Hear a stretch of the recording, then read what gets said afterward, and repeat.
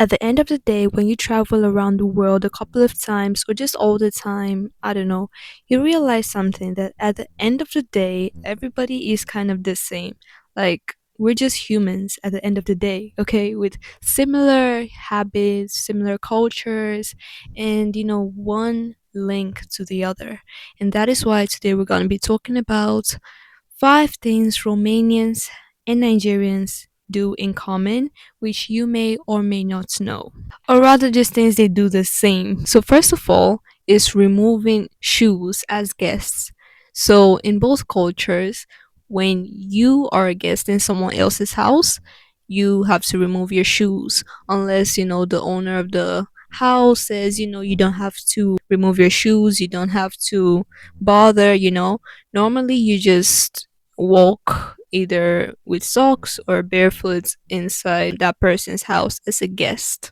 So, secondly, is offering food or drinks to visitors. Most of these cultural similarities, you notice that one thing they do have in common is their hospitality towards guests. And for this one, Nigerians and Romanians are huge on guests when you come to visit. They will always offer something. Do you want anything to drink? Do you want anything to eat? I have this if you want, I have that if you want. And not just that, when we have guests, like when you have an event or just some sort of mostly events, yeah, that I'm talking about. One mentality these two nations people is that as far as the people are well fed, it's all right. You know that that occasion is it was well planned.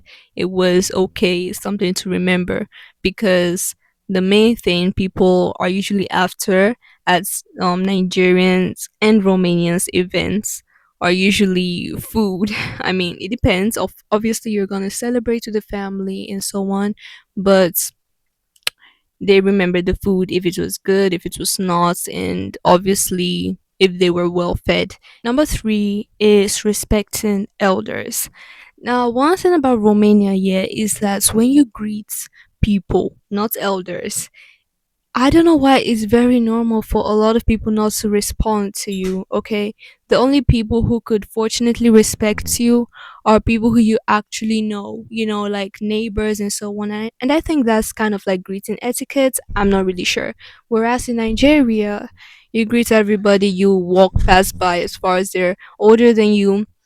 But in both places, a set of people you are kind of socially supposed to greet or obliged, I don't know, um are the older people, like the senior citizens, elders, you get it. And this is mostly like in villages. Mostly in villages, I think that's where you greet older people, not necessarily old like people who are older, but the old people, the elderly, they always expect you to greet them, and they're the ones who usually greet you back or just bless you in return. So I guess that's pretty chill. Number four, chaotic, big and loud family gatherings. Now this one is that when there is a gathering within the families of these countries, um sometimes you might think that maybe it's even a fight, there's a fight going on, and you just find out that they are just talking, they're just having a conversation. And I think that's just Balkan and African way of communicating. So not just Romania and Nigeria, it's, let's say, a regional thing, I guess. But one thing for sure is that these gatherings can be wholesome, they can be really chill, of course, full of food, full of life, full of a lot of interactions, and mostly people you did not even know existed. Your uncles, your aunts who knew you as a baby and will say, "Do you remember me when I was a kid?" Yeah, you're gonna see them. They're gonna say the same thing to you. Do you remember when I was do you remember when I was changing your diapers? Do you remember when I was carrying you? And of course, you will not. I mean, you might say so, but You get the pattern. Number 5, superstitions and sayings. Well, there are a lot of superstitions and sayings that both Nigerians and Romanians, the superstitious ones, that is, superstitions such as sweeping at night or cleaning at night. You know, some believe that you are sweeping away luck or fortune, or you are inviting misfortune, and so on. But negative things. Another superstition would be pregnant women avoiding certain foods or certain places.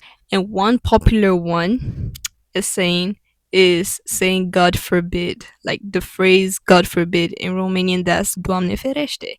And both countries tend to use that a lot when something negative is being said or something obviously they want God to forbid.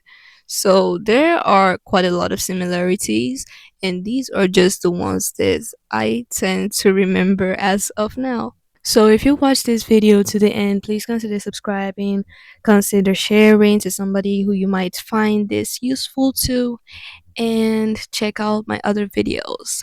Bye bye.